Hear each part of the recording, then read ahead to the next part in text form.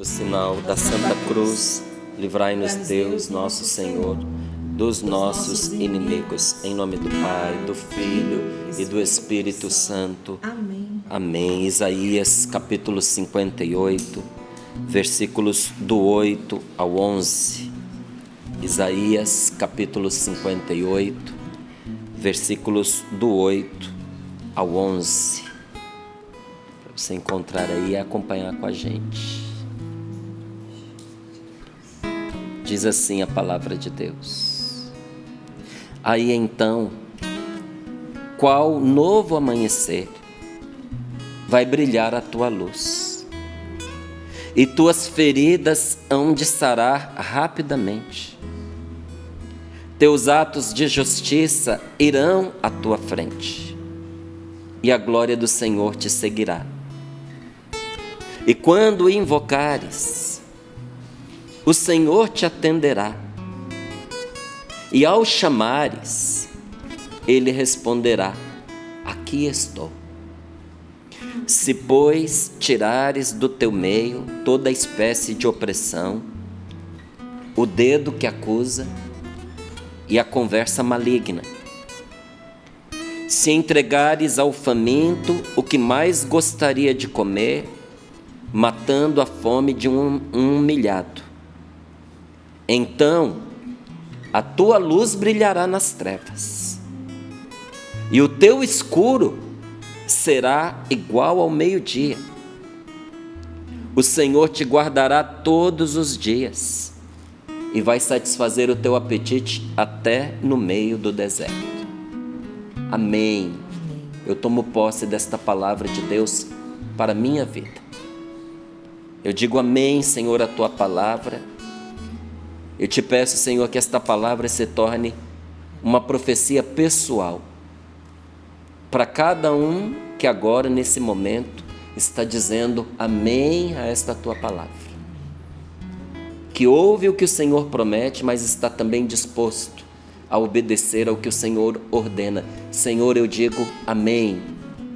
Senhor, eu digo sim. Senhor, eu digo eu vou fazer o que está aqui do jeito que o Senhor está dizendo que é para fazer. Palavra do Senhor. Graças a Deus. Graças a Deus. E quando o invocares, o Senhor te atenderá. Olha, nós ouvimos os testemunhos e nós nos maravilhamos.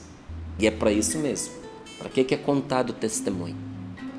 Para a gente se alegrar com a alegria do outro, para a gente se maravilhar com a bondade de Deus, para a gente entender que existe uma vida por trás dessa vida, para a gente compreender que nós não somos simplesmente materiais, que existe uma realidade espiritual que é muito mais do que uma força, do que uma energia, como muitas vezes as pessoas querem dizer, não é? Mas a energia, tudo é, entende? No corpo da gente, se você ligar as coisas, tem energia, entende? Mas você nunca vai ver a sua tomada que tem energia falando com você, a sua tomada elétrica. Tem algo por trás dessas forças, dessa energia. Deus nos fez pessoas. Existe uma pessoa sobrenatural, poderosíssima e cheia de amor, que é o próprio Senhor, que faz maravilhas na nossa vida. Ele é o autor de todas as coisas, até das forças, das energias que nós muitas vezes identificamos. E este Senhor está nos dizendo na sua palavra. E está dizendo pessoalmente para cada um de nós, também por causa dos testemunhos que nós escutamos, que essa graça é para nós. Que essa graça é para você.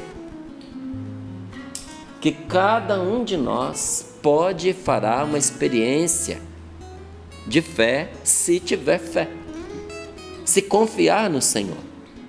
E Ele nos diz como: quando o invocares, o Senhor te atenderá, e ao chamares, Ele responderá: aqui estou. Chame pelo Senhor agora. Chame por Ele, invoque o nome de Jesus. Mesmo que você nunca antes na sua vida tenha feito isso, mesmo que você nem saiba direito quem é Jesus, mas eu lhe digo, Ele é Deus, que se fez homem por amor a nós, para saldar como na qualidade de ser humano uma dívida impagável que nós tínhamos, que só um ser humano poderia pagar. Então Ele se fez um ser humano para pagar a nossa dívida e nos libertar. Mas uma vez pagado o preço, um preço de morte, Ele ressuscitou para nunca mais morrer. E esse Deus vivo, invisível aos nossos olhos, mas visível ao nosso coração, visível pela fé. Quando nós o chamamos, nós sentimos a sua presença. E sentimos, não é tanto com a sensibilidade da nossa pele, mas com uma percepção espiritual, íntima. Sabe, aquele lugar onde vibra dentro de uma mãe quando ela percebe que algo está para acontecer com seu filho, de bom, de mal. Tem algo lá inexplicável dentro de uma mãe que faz com que ela perceba alguma coisa que aos olhos não estão aparentes. Lá naquele mesmo lugar, dentro de cada um de nós, mesmo quem é homem, mesmo quem não é uma mãe, algo nos avisa de que Deus está aqui e Ele é por nós. Chame por Ele agora.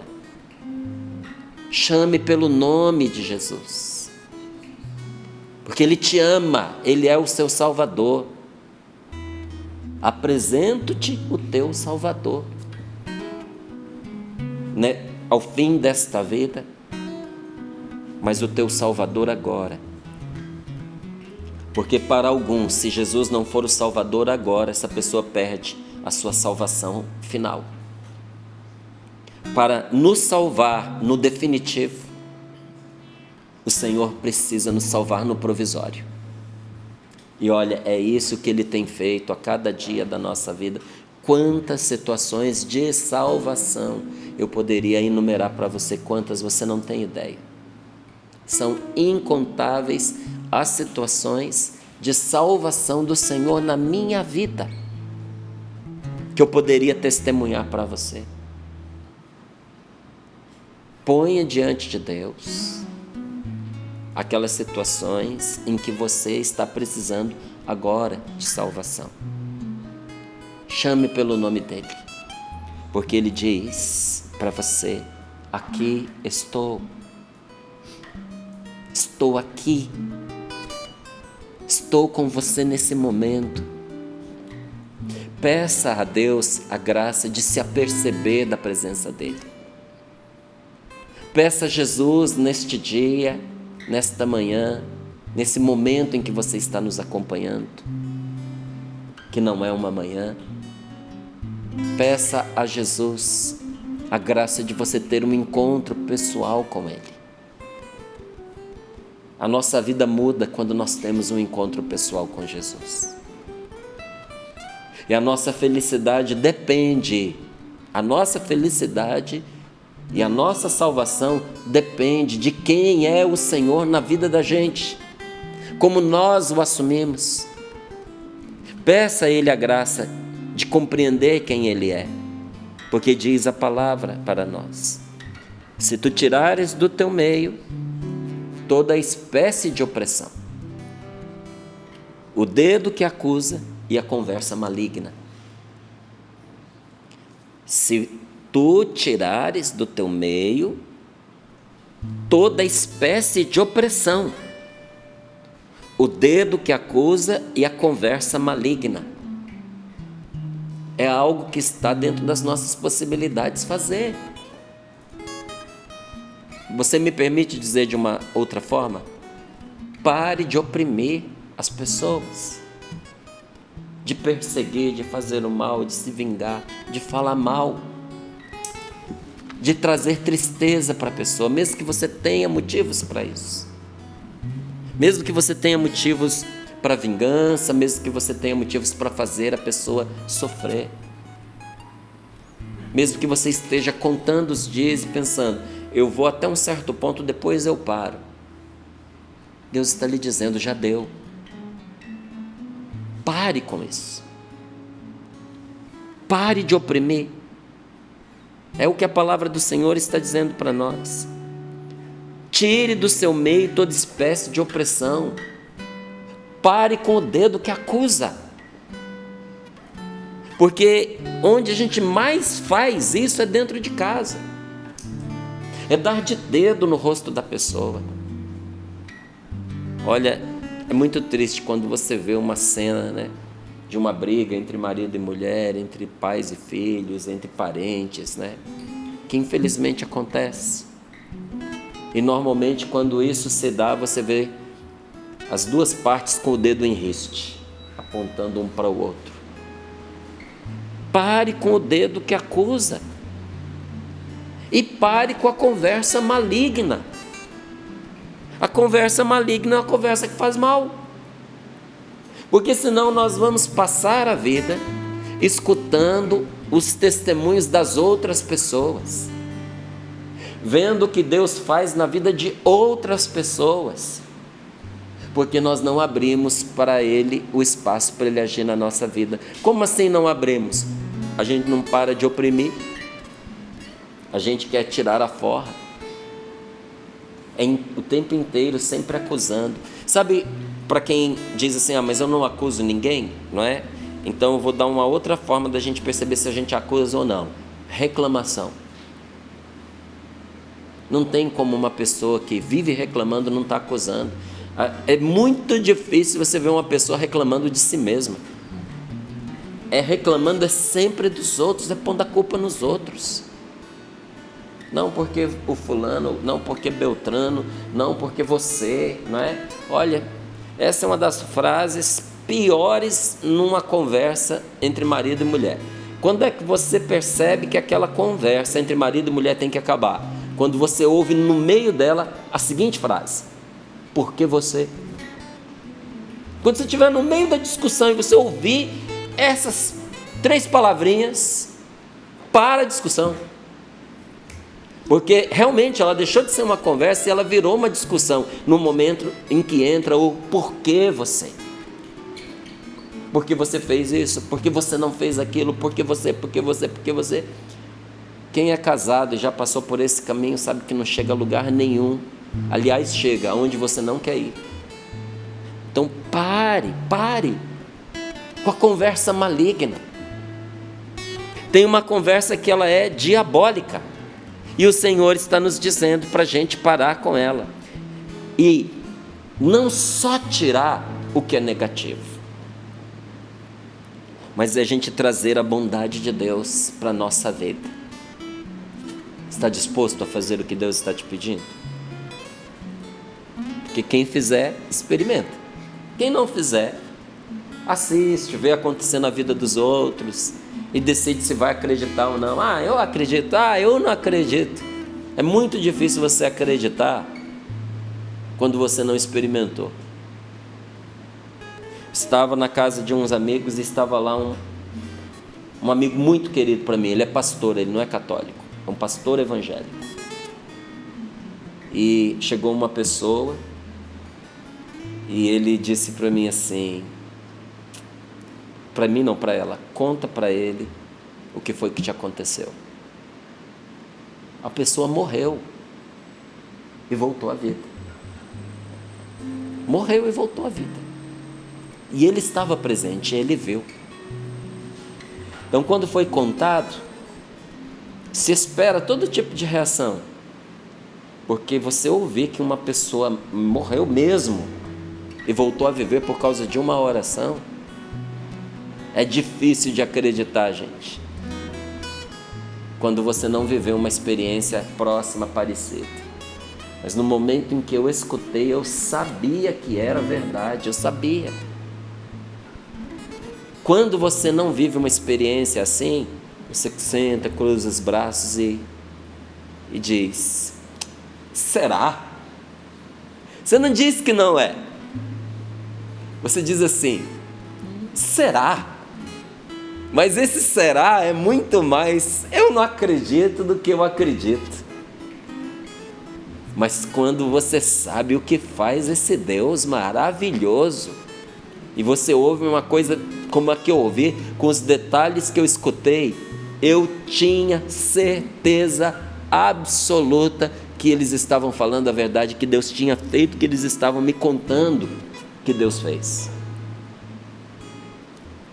Pare de assistir Deus fazendo na vida dos outros somente, porque Ele quer fazer na sua vida. E essas obras que o Senhor realiza não chegam a nós para nos provocar, fazer ciúme, fazer inveja. Olha o que acontece com os outros e não acontece com você. Não, é um jeito de Deus dizer assim: e aí? Quando é que vai chegar a sua vez? Quando é que você realmente vai querer? Porque a gente mostra para Deus que a gente quer, não é dizendo, agora eu quero de verdade, agora pode fazer. Não, a gente mostra para Deus que a gente quer mesmo. Quando a gente paga o preço da obediência. E a gente diz, eu realmente preciso. E eu vou fazer o que Ele está dizendo.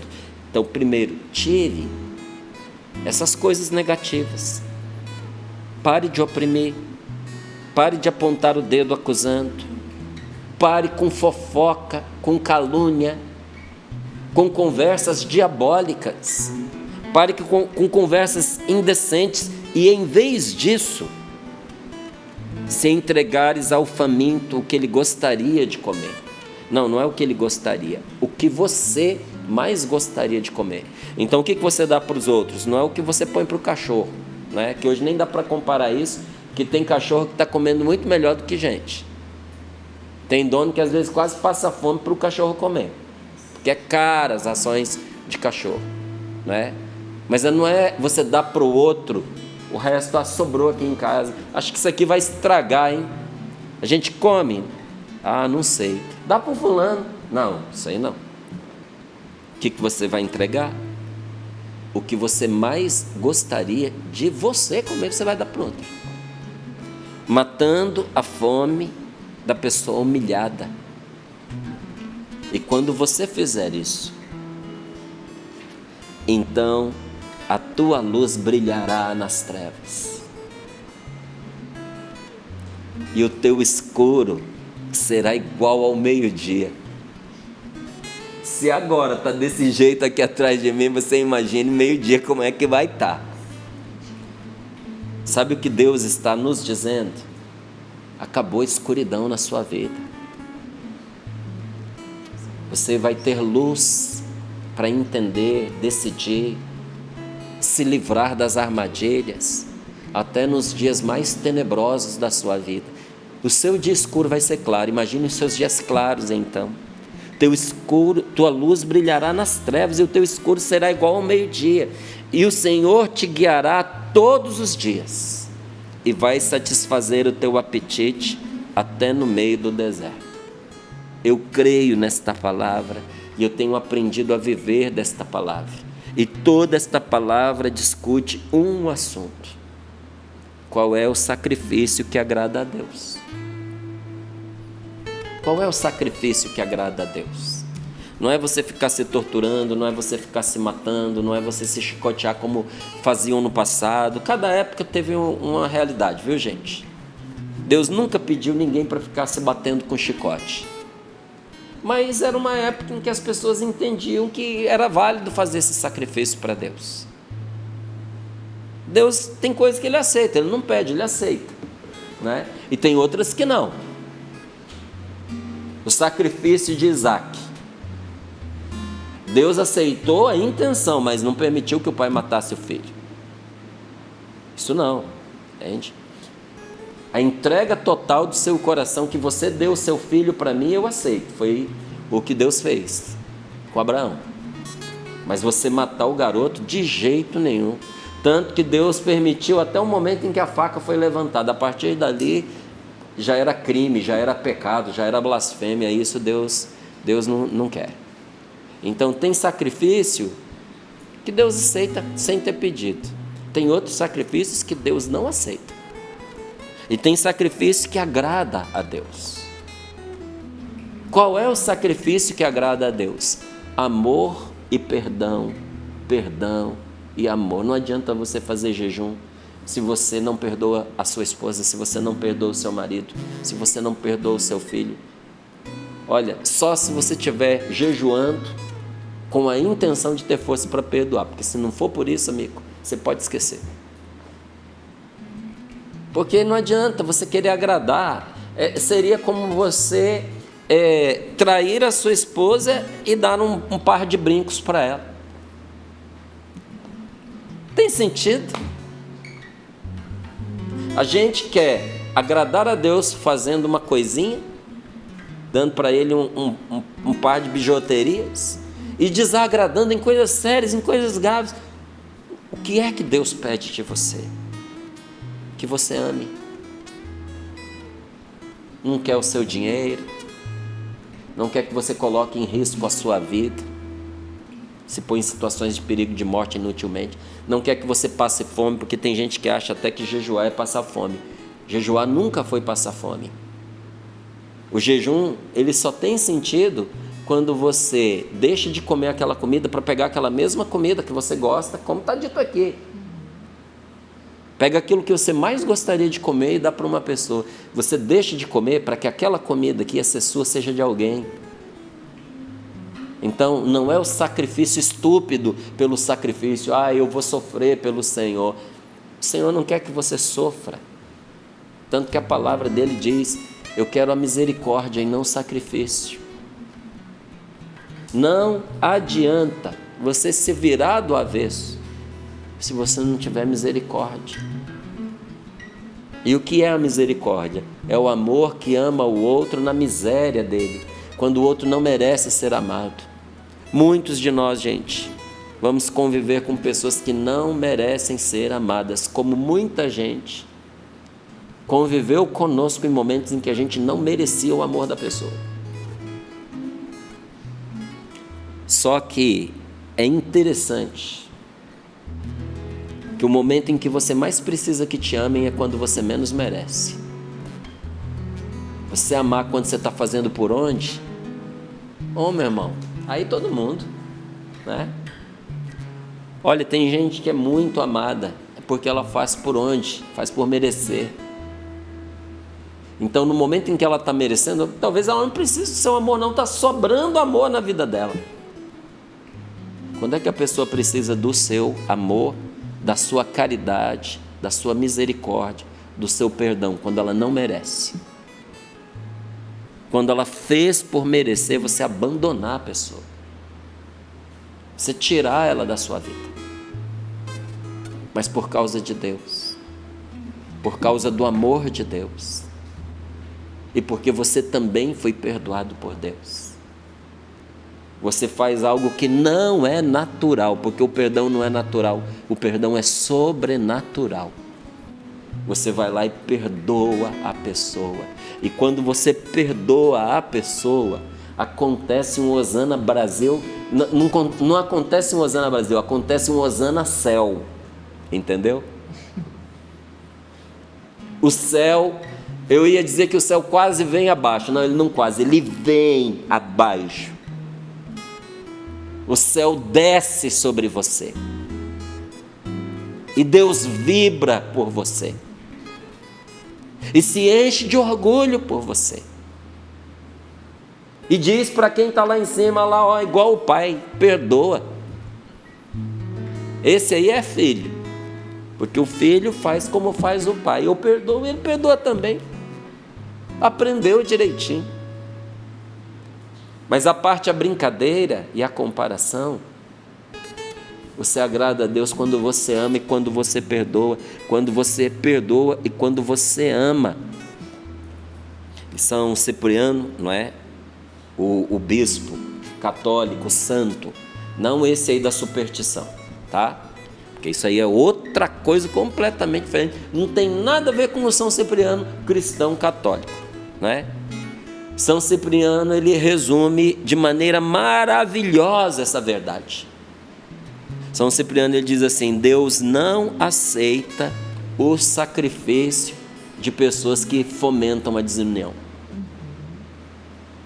Deus não aceita as ofertas de quem divide. Então, pode ser que alguém olhe para a gente e diga assim, pessoa orgulhosa, olha lá, ele cheio de exigência. Eu aprendi com Deus. Quando eu vejo que a pessoa, ela dá alguma coisa, mas ela tem um coração estragado e a finalidade daquela doação é se aproximar para causar o mal, para encontrar uma plataforma para ela acusar, para ela oprimir, para ela discutir, eu não aceito. Não aceito, nem para mim, nem para a Canção Nova. Olha, quantas vezes eu vi essa realidade acontecer. A pessoa está ali no meio do povo, a gente às vezes pregando, não é? E a pessoa querendo passar na frente de todo mundo, encontrar um espaço privilegiado, levantar uma sacolinha e dizer assim, eu tenho ouro aqui para entregar para a Canção Nova, mas eu só entrego se for para você em particular lá dentro agora. Eu tive que responder na frente de todo mundo, ela perguntou na frente de todo mundo. Eu falei, a senhora pode levar de volta para a senhora o ouro da senhora. Não, mas não é para você. Eu falei, mas a senhora pôs uma exigência. A senhora está comprando passar na frente das pessoas que estão aqui. Então quem não tem ouro, quem não tem dinheiro, aí a pessoa não é assistida, porque tem alguém aqui bancando, comprando. Não. Gente, tem coisa que não dá para aceitar. A gente não pode aceitar que interfira na gente quem vem para desunir a família da gente.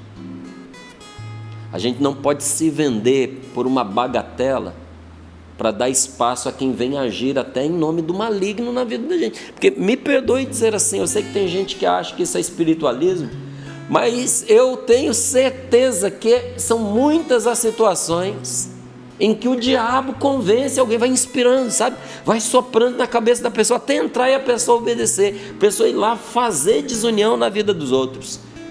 Olha, quando a gente se põe nessa estrada de desunir as pessoas, Deus rejeita os nossos sacrifícios, as nossas ofertas. Por isso a nossa oração não é escutada. Por isso a gente sente que alguma luz se apagou aqui dentro de nós. A gente sente uma escuridão dentro do coração. E o São Cipriano explicava isso e dizia, o Senhor, Ele ordena que se afastem do altar as pessoas que estão em discórdia, em divisão, para que elas primeiro possam ir se reconciliar com seus irmãos. Deus quer ser pacificado com orações de paz.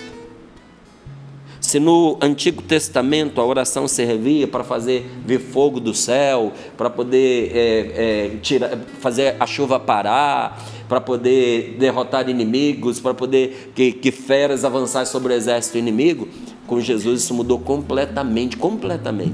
Nosso Senhor quis que a oração não servisse para outra coisa a não ser fazer o bem. Então nunca tenha medo da oração de um cristão, porque Deus não ouve a oração de um cristão quando ela reza pedindo o mal. Até se você pediu a morte de alguém, o acidente de alguém, meu filho, Deus ouviu como desabafo. Nunca acredite que, porque você rezou pedindo a Deus que o fulano morresse, foi por isso que ele morreu. Porque olha, esse tipo de oração não é assim que funciona não. Um dia Tiago e João tinham tentado evangelizar numa cidade que Jesus mandou. Jesus falou, vai lá, entra na cidade e anuncia para eles que o céu chegou para eles, que a paz chegou para eles. Vão lá para rezar pelos doentes, cure as pessoas. E quando eles foram recebidos quase que na pedrada, não deixaram eles entrarem. Não deixaram entrar. Eles ficaram na porta da cidade esperando Jesus passar, o Tiago e o João. Quando Jesus passou, eles estavam com uma tromba desse tamanho, irritadíssimos, com os olhos flamejando. Viraram para Jesus, contaram tudo que tinha acontecido, na certeza de que Jesus ia permitir o que eles iam pedir. Então eles contaram e falaram que eles sofreram ultraje, a vergonha, a humilhação, que eles não aceitaram. Quando eles terminaram de contar tudo para Jesus, viraram para ele e perguntaram assim, a gente pode pedir que caia fogo agora e queime todo mundo? E Jesus imediatamente barrou aquele desejo do mal dentro do coração deles. A nossa oração não é para isso. Não reze contra as pessoas. toda oração que a gente reza contra, ela tem um efeito bumerangue, ela volta na gente. Todo mal que você pede para alguém, ele não vai, ele fica com você. Por isso que Deus nos diz para a gente não fazer assim, para o nosso bem. A nossa oração precisa ser uma oração de paz. A gente precisa pedir ao Senhor a graça dele para as pessoas. Porque para Deus a mais bela obrigação é a nossa paz. Qual é a minha obrigação? É estar em paz com as pessoas. A mais bela obrigação para o nosso Senhor é a nossa concórdia, a nossa unidade no Pai, no Filho e no Espírito Santo. Por isso que na oração a gente sempre reza na liturgia com a igreja. O Pai, o Filho e o Espírito Santo. Gente, quando nós dizemos assim, eu sou cristão, eu estou dizendo, eu sou Cristo onde eu estou. É isso que significa ser cristão. Por isso que a gente não pode dizer eu sou cristão se eu não sou Jesus lá onde eu estou. Ser cristão é ser Cristo onde quer que eu esteja. E Jesus é manso, é humilde. Jesus não acusa ninguém, Jesus acolhe o pecador. Jesus come, pegue o evangelho, leia, você vai ver. Jesus come com os pecadores. Você vai ver que ele, sendo todo poderoso, não impõe nada a ninguém. Se ele não impõe, por que eu vou impor? Eu só aceito sob essa condição. E a gente põe uma condição impossível para o outro acolher, impossível para o outro obedecer, só para humilhar a pessoa. Jesus não faz assim. Jesus não impõe, ele convida. Mas no que diz respeito a amar e perdoar, aqui eu e você precisamos ficar esperto com uma coisa. No que diz respeito a amar e perdoar, Jesus não negocia. O amor é dívida. E perdoar é indispensável. Como assim? Eu devo o meu perdão às pessoas. Eu devo. Eu não posso reter. Ninguém está dispensado de perdoar em nenhuma circunstância, por pior que a pessoa tenha feito com a gente. Fizeram muito mal a você, foram muito ruins com você, mas se você está aqui para responder, então não penduraram você numa cruz pelado, todo urinado, defecado, cuspido, em carne viva, com uma coroa de espinhos na sua cabeça e ficaram debochando de você enquanto você estava suspenso na cruz. É esse que diz para a gente perdoar. E não só perdoa, ele ainda arruma desculpa para a pessoa. Que Jesus, ele, além de perdoar, ele ainda arrumou uma desculpa para quem estava pregando ele na cruz. O que Jesus fala para o Pai? Pai, perdoa-lhes porque eles não sabem o que fazem. Oração bonita para você fazer pelo seu filho. Meu Deus, perdoa o meu filho, ele não sabe o que faz. Você fazer pela sua mulher. Senhor, eu perdoo a minha esposa, eu perdoo e peço que o Senhor perdoe também, porque ela não sabe o que ela está fazendo. Eu vou perdoar porque ela não tem ideia do que ela está fazendo. Eu vou perdoar o meu marido porque ele não sabe o que ele está fazendo. Eu vou perdoar a minha sogra, o meu genro, o meu cunhado, eu vou perdoar. Eu vou perdoar essa pessoa porque ela está cega. Ela não tem ideia do mal que ela está causando para os outros e para si mesma. Tanto é assim que Deus vincula a resposta da nossa oração ao perdão. Se, pois, tirares do teu meio toda espécie de opressão, o dedo que acusa e a conversa maligna, o que vai acontecer se você fizer isso? Não perde tempo não, faz agora. O que é que vai acontecer com você se você tirar do seu meio, do seu caminho, de dentro da sua casa, da sua vida, toda espécie de opressão, o dedo que acusa e a conversa maligna? As tuas feridas vão sarar rapidamente. Essa dor dentro de você vai se curar. Esse trauma vai acabar. Essa doença emocional que agora está virando uma doença mental vai perder a força, vai se dissipar, vai secar igual uma planta sem água. Você vai ver, não você morrer como você está vendo, você vai ver o mal que te matava morrer diante dos seus olhos se você fizer isso. As tuas feridas hão de sarar rapidamente. Deus não está dizendo que você não será ferido, Ele está lhe dizendo que você será curado. E quando o invocares, Ele te atenderá, e ao clamares, Ele responderá: aqui estou. Quero convidar para a oração. aqueles que ouvindo esta palavra estão dizendo: Senhor, eu aceito. Até mesmo aqueles que estão dispostos a fazer isso entre lágrimas, porque custa perdoar até que a gente se decide. Coloque as mãos sobre o seu coração, meu querido, minha querida. Feche os seus olhos um pouquinho. A misericórdia infinita de Deus não pode penetrar no nosso coração enquanto a gente não deixar de acusar, de oprimir e de causar o mal com conversas malignas ao nosso próximo. Diz ao Senhor agora que você está pondo tudo isso de lado, que por amor a Deus, em obediência à palavra de Deus, porque você é uma pessoa de fé, você está escolhendo pôr de lado a lógica, a razão, para você dar espaço a algo que está acima disso, a sua confiança em Deus. Então diga: sim, Senhor. Eu sei que às vezes nós precisamos perdoar a muitas pessoas, mas nosso Senhor está trazendo na sua mente agora essa pessoa que você mais precisa perdoar. Esse é o gargalo, essa é a rolha que está fechando a garrafa e não deixa entrar a água pura que vai lavar por dentro. Esse é o tampão que precisa sair. Perdoe essa pessoa. Diga o nome dela agora para Jesus e diga que você a perdoa,